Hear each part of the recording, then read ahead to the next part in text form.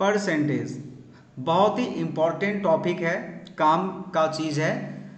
हो सकता है कि आप लोगों में से बहुत सारे लोगों को इसके कैलकुलेशन के बारे में पता ना हो, तो आप ये मेरा वीडियो देखिए।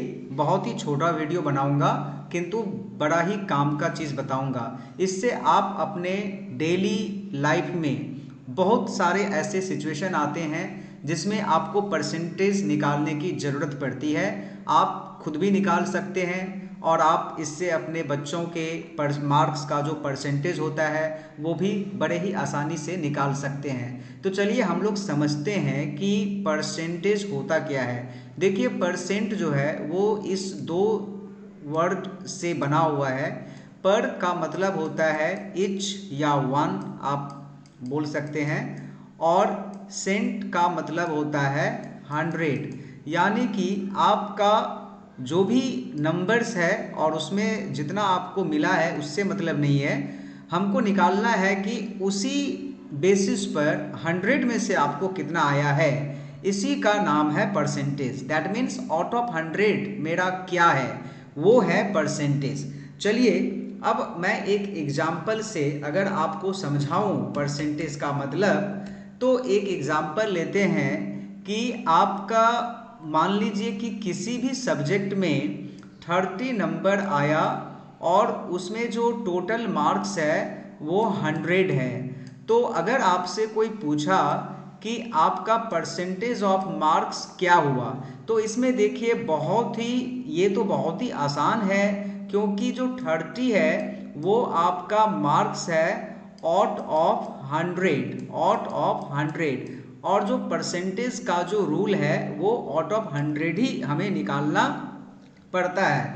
तो आप इसमें आसानी से जो है वो बोल सकते हैं कि 30% मेरा मार्क्स आया है। लेकिन अगर यही 30 मार्क्स आपको आउट ऑफ, मान लीजिए कि टोटल मार्क्स जो है 30 मार्क्स आपका आया है, लेकिन जो टोटल मार्क्स है, टोटल मार्क्स वो 100 इस बार नहीं है, बल्कि 100 के जगह 80 है या 70 हो सकता है या फिर 60 हो सकता है। तो हम लोग इसके परसेंटेज का कैलकुलेशन कैसे करेंगे? तो इसका जो कैलकुलेशन का तरीका है वो कुछ ऐसा है कि हम लोगों को जितना नंबर आया वो हम लोग ऊपर में लिखेंगे, यानी कि न्यूमरेटर के प्लेस में, और जितना टोटल का एग्ज़ाम हुआ है उसको हम लोग डिनोमिनेटर के प्लेस में लिख देंगे। और इसको लिखने के बाद इसको हम लोग 100 से मल्टीप्लाई भी कर देंगे, लेकिन मल्टीप्लाई करने के बाद यहाँ परसेंटेज का सिंबल देना नहीं भूलेंगे। अब इसके बाद जो है वो इसको हम लोग कैंसिल करेंगे। तो कैंसिल करने का जो नियम है, ये जीरो और ये जीरो हम लोग कैंसिल कर सकते हैं, और फिर ये 8 और 100 जो है वो इसको हम लोग कैंसिल कर सकते हैं। 4 2 जा 100 होता है और 4 25 टाइम्स में जो है वो 100 आता है। तो ये हो गया हम लोगों का, कैंसिल हो गया, अब नहीं कुछ कटेगा।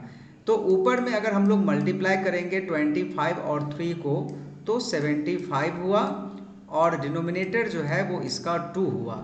अब अगर इसे हम लोग डेसिमल में कन्वर्ट करें या मिक्स फ्रैक्शन में कन्वर्ट करें तो ये 37.5% होगा। 37.5%, यानी कि मार्क्स का जो परसेंटेज है वो 37.5% है।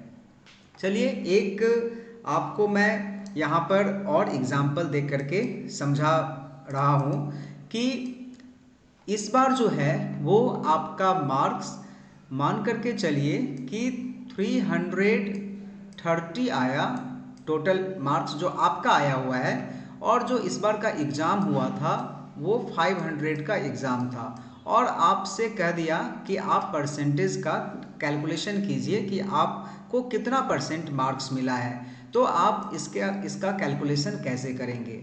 तो इसमें भी हम लोग वही तरीका को अपनाएंगे। जितना मार्क्स मुझे मिला उसे मैं ऊपर में लिखूंगा, और जितना का एग्ज़ाम हुआ उसे मैं नीचे में लिखूंगा, और ये लिखने के बाद इसको सिंपल 100 से मल्टीप्लाई कर देना है, और मल्टीप्लाई करने के साथ साथ ये परसेंटेज का सिंबल भी लगा देना है। अब इसके बाद हम लोग कैंसिल करेंगे न्यूमरेटर और डिनोमिनेटर को, यानी कि इसको छोटा करेंगे, इसको सिंपलेस्ट फॉर्म में लाएंगे।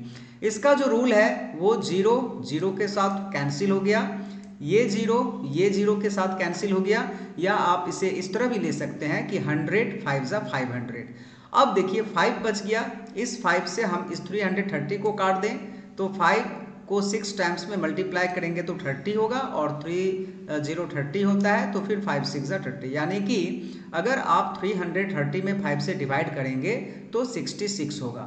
तो अभी आपका परसेंटेज ऑफ मार्क्स कितना हो गया, 66% मार्क्स आपका आ गया। ये मैं बहुत ही छोटा कैलकुलेशन आपको बता रहा हूँ, इससे आप अपने डेली लाइफ का जो छोटा कैलकुलेशन है परसेंटेज निकालने का, अपने बच्चों के नंबर का परसेंटेज निकालने का, वो आप आसानी से निकाल सकते हैं। Thank you.